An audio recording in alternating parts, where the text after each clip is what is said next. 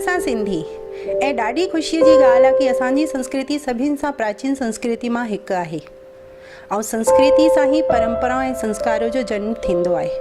पर मटंदे समय सां असां पंहिंजी संस्कृति परंपराऊं ऐं संस्कार खे विसारे रहिया आहियूं। पर अॼु असां अहिड़े व्यक्तित्व सां मुलाक़ात करे रहिया आहियूं जो हिन संस्कृति परंपरा खे अॻिते वधाइण लाइ मुहिम हलाए रही आहे, जंहिंजो नालो आहे आशा चांद। आशा, तव्हां सां अॼु मुलाक़ात करे रहिया आहियूं तव्हांजे बारे में ॼाणण लाइ। तव्हां हिकु ॾाढी सुठी मुहिम हलाए रहिया आहियो विश्व भर में असां सिंधियुनि लाइ।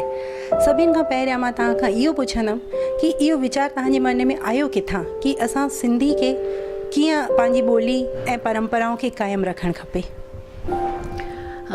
एक्चुअली मुंहिंजो जनमु थियो सुंदरी उतमचंदानी ऐं उत्तम जे मुंहिंजा माइट आहिनि। उहे मुंहिंजा पेरेंट्स आहिनि जिन जे घर में फ़क़ति सिंधी हलंदी हुई। सिंधी ॿोली खे कीअं अॻिते वधाइण जो ख़्यालु सदाईं हलंदो रहंदो।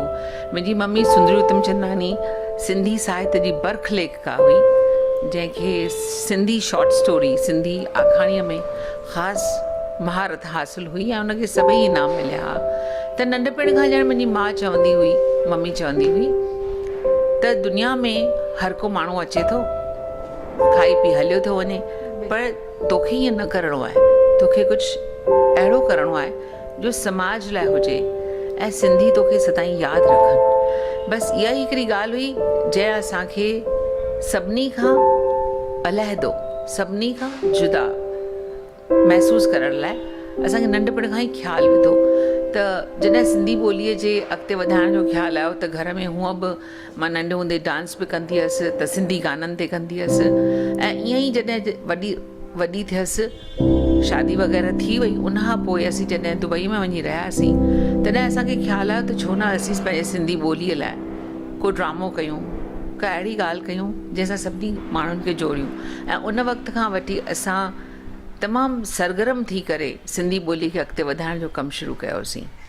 त हिन महिल थोरी असां कहिड़ो अहिड़ो कमु कयो रहियो आहे पंहिंजे क्षेत्र में, मतिलबु सिंधी समाज लाइ, कि जंहिंसां सिंधी अॼु अॻिते वधी रहिया आहिनि? हाणे शुरूआति त असां हर खेत्र में कई, यानी असां सिंधीअ में ड्रामा प्रोग्राम्स दुबई में करणु शुरू कयासीं। उन खां पोइ असां हिकु लर्न सिंधी CD रोम ठाहीसीं। 2003 में उनजो महूरत कयो दादा जशन वासवाणीअ। उहा CD रोम अॼु बि फ्री डाउनलोड करण जे लाइ learnsinधी.com ते बि आहे, त असांजी वेबसाइट sindhisangat.com ते बि रखियलु आहे। इन खां पोइ त असां पंचतंत्र जूं आखाणियूं ॿारनि जे लाइ तयारु कयोसीं, एनिमेटेड स्टोरीज़ 2004 में।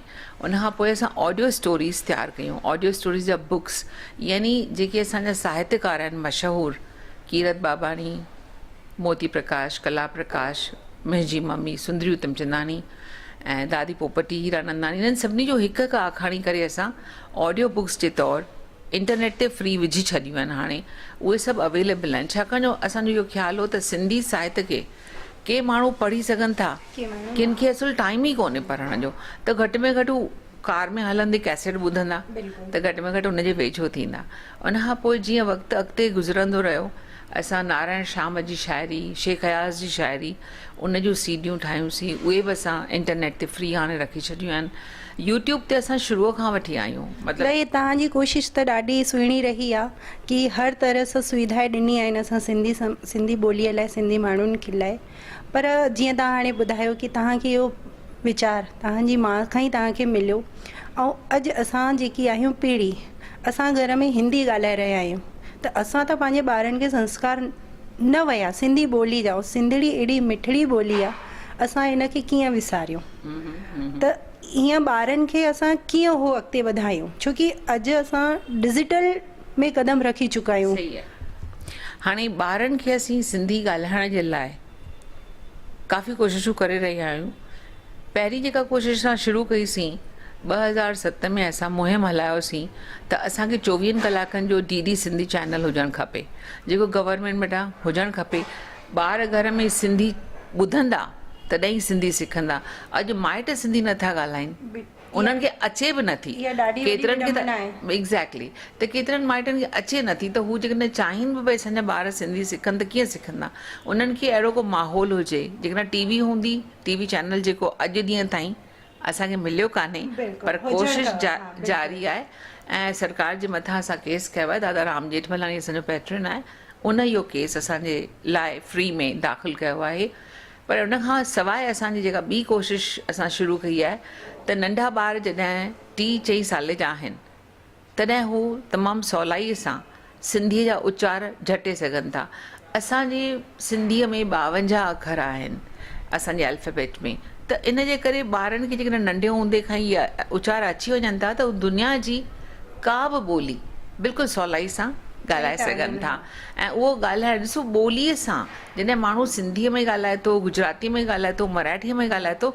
त साम्हूं वारे शख़्स खे पंहिंजाई जो अहसासु थिए थो मराठे सां मराठी ॻाल्हायो त हू सम्झंदो भई ठीकु आहे त ॾाढो सुठी न, शइ आहे असां बि तव्हां त पूरो विश्व घुमो था पिया ऐं ॾिसंदा हूंदव जेको जंहिंजी कास्ट जो आहे उहो उन ई कास्ट में ॻाल्हाईंदो आहे त असांखे लॻंदो आहे असां सिंधी असां पंहिंजी मातृभाषा में छो न था ॻाल्हायूं असांखे ओॾी महिल शर्म महसूसु थींदी आहे इहा हिकु ॾाढी वॾी ॻाल्हि थी रही आहे सिंधी समाज लाइ इन शर्म खे सिंधी कीअं ख़तमु करे इन सिंधी खे इहो महसूसु कराइणो आहे त तव्हीं हिकु ऊची सभ्यता जा वारिस आहियो दुनिया में सभिनी खां पुराणी सभ्यता आहे इंडस वैली सिविलाइज़ेशन मोहन जो दड़ो असीं उन जा वारिस आहियूं असांजे उन वक़्त जे ज़माने खां वठी जेकॾहिं माण्हुनि खे अहसासु कराइबो त असीं महिमान नवाज़ बि आहियूं महिनती बि आहियूं त को बि कमु करियूं था त पके पके हा बिल्कुलु तमामु पके इरादे सां था कयूं तंहिंजे करे जॾहिं असीं हिंदुस्तान पाकिस्तान थियो जॾहिं हिते हथे खाली आयासीं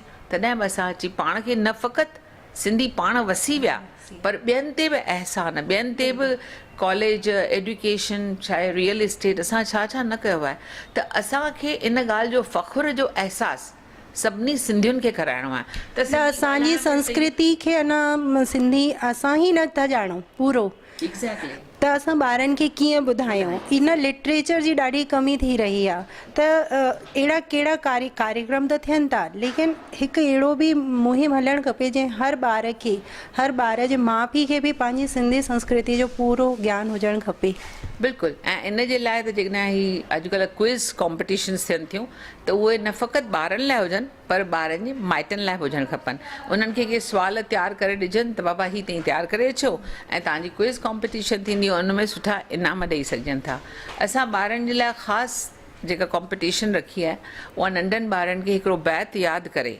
नर्सरी राइम कॉम्पिटिशन जेका हिन दफ़े 3 साल आहे असांजो असां ॿारनि लाइ रखी आहे 3 सालनि खां वठी 8 सालनि जे ॿारनि लाइ हिकु बैत उन्हनि खे कोई यादि करिणो आहे ऐं बैत यादि करे जॾहिं हू ॿुधाईं तॾहिं हुन जा माइट टीचर्स हुननि जो वीडियो कढी असांखे मोकिलियईं ऐं उहो वीडियो ॾिसी असांजा जज हुननि खे कंप्यूटर टैबलेट्स 20 टैबलेट्स इनाम ॾींदा त इहो जेको कमु असां करे रहिया आहियूं उहो इन ख़्याल खां त ॿारनि खे थोरो उत्साह अचे ॿार जे माइटनि खे अचे इन खां सवाइ असीं उन्हनि सभिनी जो वीडियो यूट्यूब जे असांजे चैनल सिंधी संगत किड्स ते बि रखी रहिया आहियूं जंहिंजे करे जेको ॿारु नंढो आहे अॼु नेक्स्ट ईयर वॾो थींदो तॾहिं ॾिसंदो पंहिंजा वीडियोस त उनखे ख़बर पवंदी उनखे ख़ुशी थींदी अॼुकल्ह कंहिं बि माइट वटि वक़्तु कोन्हे जो पंहिंजे नंढे ॿार जो वीडियो कढी ख़ासि यूट्यूब ते विझनि ऐं भला उनखे ॾिसंदा घणा ॼणा ॾिसण वारा बि त माण्हू खपनि न त उहो जॾहिं असांजे चैनल ते अचे थो त उनजे करे माइटनि खे बि ख़ुशी थिए थी ॿारनि खे बि ख़ुशी थिए थी इन खां सवाइ असीं हिकिड़ो सुठो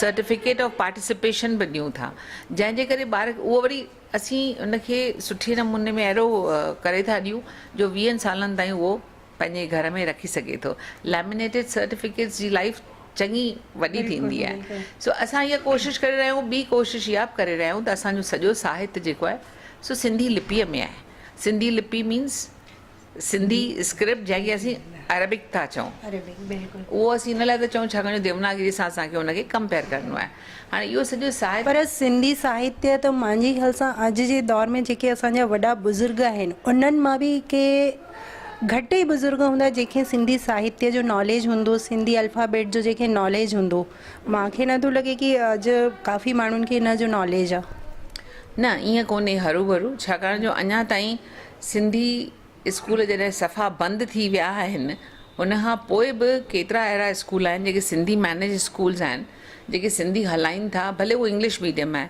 ख़ासि करे अहमदाबाद, राजकोट, उल्हासनगर, गोंडिया, अकोला, इन्हनि सभिनी स्कूलनि असांजे चवण ते सिंधी विषय पंहिंजे स्कूल में पाढ़णु शुरू कयो आहे। असां ॿारनि जे लाइ ख़ासि नर्सरी राइम्स ठाहियूं आहिनि, वीडियोज़ ठाहिया आहिनि, एनिमेटेड स्टोरीज़ ठाहियूं आहिनि, ऐं उहे सभु USB में असीं उन्हनि स्कूलनि खे ॾियूं था फ्री ऑफ चार्ज, त तई उहा पंहिंजे ॿारनि खे ॾेखारियो।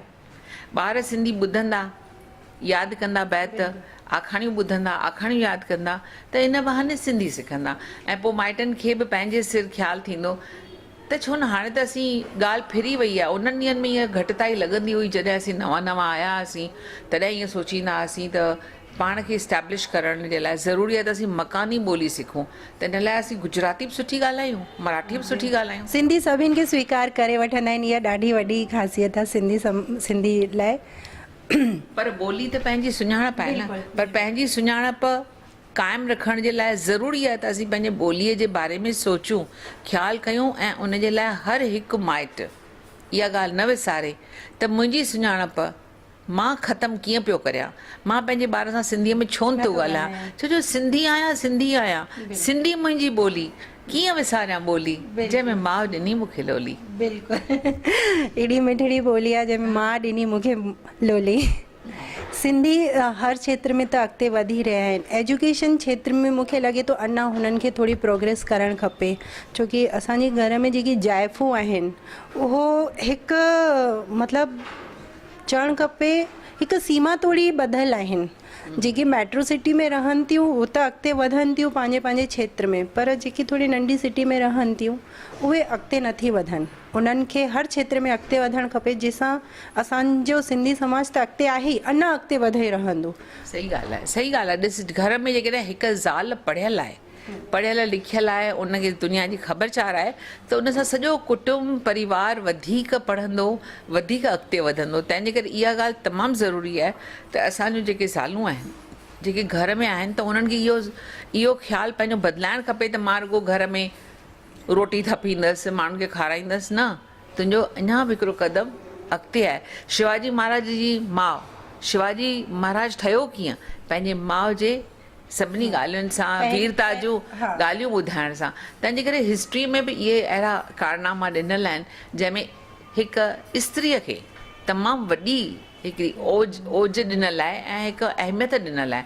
असांखे इहा ॻाल्हि न विसारणु खपे ऐं पंहिंजे घर में पंहिंजे स्त्रियुनि खे हिननि सभिनी ॻाल्हियुनि बाबति ॿुधाइणु खपे। सिंधी ॿोली असांजी मातृभाषा असांजी माउ आहे, तीअं ई असांजी माउ बि असांजी माउ आहे, त उहा ई गुरू असांजी रहंदी त अॻिते उहा असांखे जेके संस्कार ॾींदी उहे ई संस्कार असां त हुननि जे लाइ बि अॻिते वधणु खपे उन्हनि खे बि।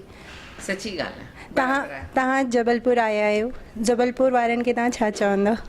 मां जबलपुर वारनि खे रुॻो इहा हिकु ई ॻाल्हि चवंदसि त अहिड़ी का कोशिशि कयो जे ही नंढड़ा ॿार सिंधीअ में ॻाल्हाइणु सिखनि, ऐं इन जे लाइ बराबरि आहे त असीं चाहियूं था माइट सिंधीअ में ॻाल्हाइनि, पर जे सपोज़ तव्हां जूं के संस्थाऊं आहिनि, अहिड़ियूं के संस्थाऊं आहिनि जेकॾहिं उहे पाण ते हिकु जवाबदारी खणनि त असीं 50 ॿारनि खे सिंधी जो ही बैत सेखारींदासीं या सिंधीअ जी हीअ आखाणीअ ॿुधाइण जो ॾांहुं सेखारींदासीं त इहो घणो कुझु कमु करे सघे थो। तंहिंजे करे न फ़क़ति मर्द पर ज़ालूं बि इन ॻाल्हि में बहिरो वठनि, ऐं ज़ाल ऐं मुड़ुसु त ॿ गाॾीअ जा ॿ फीथा आहिनि न, इन खां सवाइ त संसार हलंदो कोन, ॿार कॾहिं सिंधी सिखंदो कान। तंहिंजे करे ॿिन्ही खे इन ॻाल्हि जो ध्यानु रखिणो आहे। साल भर में एॾा सुठा कार्यक्रम थींदा आहिनि परंपराउनि जे अंतर्गत। सभिनि सां वॾो असांजो कार्यक्रम थींदो आहे चेटी चंड। इन चेटी चंड में असां पूरो विश्व हिकु थी करे पंहिंजे क्षेत्र में त असां कमु कंदा आहियूं, कुझु अहिड़ी मुहिम कि इहो हिकु त्योहार ईअं हुजणु खपे कि पूरो विश्व में असांजो परचम त लहराए थो, अञा वधीक परचम क़ाइमु रहे। हा, चेटी चंड जेको असांजो ॾिणु आहे, झूलेलाल साईं जंहिंजो अवतार जंहिं ते करे आयो, ऐं मां त ईअं बि चवंदी आहियां त हर कंहिं माण्हूअ खे जॾहिं बि सिंधीअ सां गॾिजे त जय झूलेलाल चई करे गॾिजे। ॾिस, सभु धर्म सही आहिनि, मालिक हिकिड़ो ई आहे।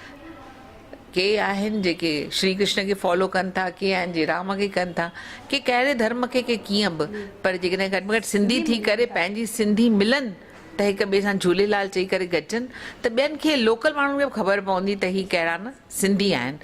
इहा ॻाल्हि बराबरि आहे त असांखे अहिड़ो कुझु करणु खपे जो इहे असांजो चेटीचंड जो जेको ॾिणु आहे उहो हिकु वॾे ॾिण वांगुरु मल्हायो वञे।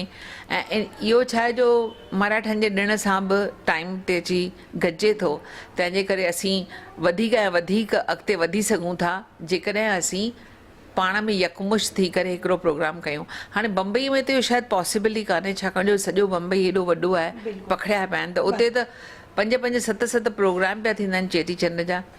पर हिननि शहरनि में, जबलपुर जहिड़नि शहरनि में जिते माण्हू 40-50 हज़ार खां मथे न आहिनि, उते हिकिड़ो दफ़ो त जलूस वॾो थियणु खपे। जीअं सिंधू नगर यानी उल्हासनगर में हिकिड़ो वॾो जलूस निकिरंदो आहे ऐं उन में सभई शामिलु थींदा आहिनि। तव्हां हिन जो वीडियो ॾिसी सघो था, यूट्यूब ते घणाई वीडियोस पिया आहिनि।